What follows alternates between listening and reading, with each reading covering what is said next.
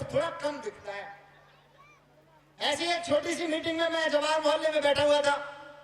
मैं याद कराता हूं आपको कुछ चीजें।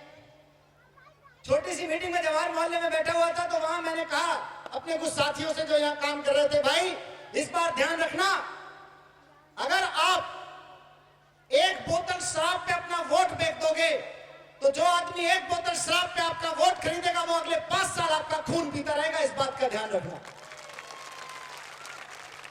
मैंने कहा कि अगर एक साड़ी पर, एक कंबल पर, एक कुर्ता पजामा पर अगर आप अपना वोट बेच देते हो तो अगले 5 साल जिस आदमी को आप अपना वोट दोगे वह 5 साल आपके बच्चों को नंगा करके रखेगा, आपको कपड़े, आपके तन पे कपड़ा भी आने देगा। इस बात का ध्यान रखना। मैं तो हर उस आदमी से वोट मांगने जाऊंगा जो कहेगा कि मेरे बच्चे को अच्छी शिक्षा चाहिए और भ्रष्टाचार की वजह से नहीं मिल रही। मैं हर उस आदमी से वोट मांगने जाऊंगा जो कहेगा कि मेरे बच्चे को इलाज नहीं मिलता, मेरे पिता को अच्छा इलाज नहीं मिला, मेरे घर के सामने की सड़क टूटी हुई है, भ्रष्टाचार की वजह से हालत खराब हो गई है, राशन कार्ड नहीं मिलता, पानी नहीं मिलता।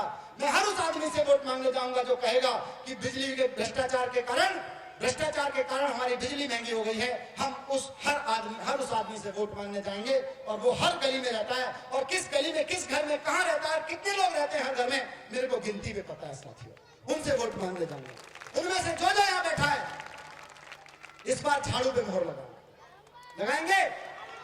पैसे पर ना दारू पर बहुत बदनाम कर लिया इन्होंने झुग्गी वालों को कि साहब झुग्गी वाले तो बिक जाते हैं, झुग्गी वाले तो वोट बेच देते हैं अपना, तरह तरह की बातें फैला रखी हैं।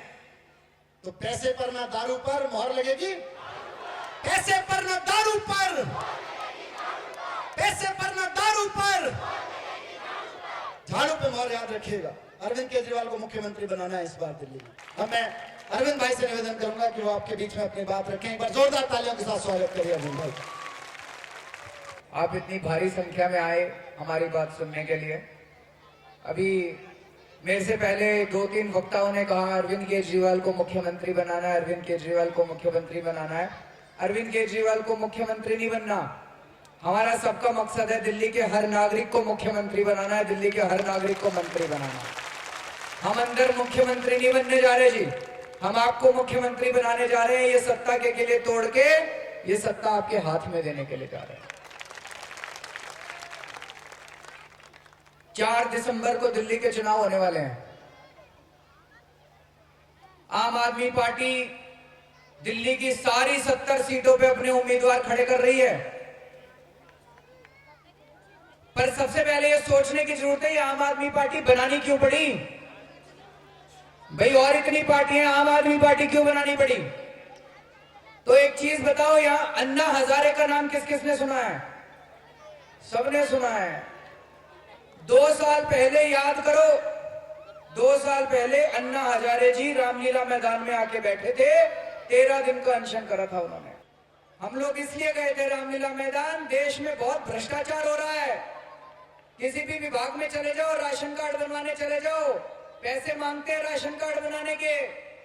कोई पेंशन लेनी हो तो पैसे मांगते हैं, विधवा पेंशन लेनी हो, वृद्धावस्था पेंशन लेनी हो, कोई काम कराना हो सरकारी दफ्तर में पैसे मांगते हैं कि नहीं मांगते?